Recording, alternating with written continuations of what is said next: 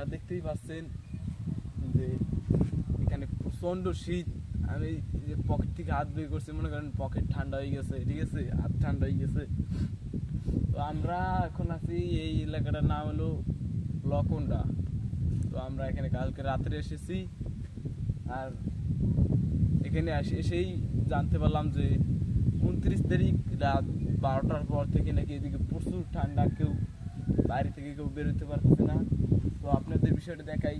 এই যে দেখতে পাচ্ছেন, এই যে যে জমি দেখতে পাচ্ছেন, এখানে নাকি মানে এখানে এত পরিমাণে ঠান্ডা যে কি বলবো আপনাদের।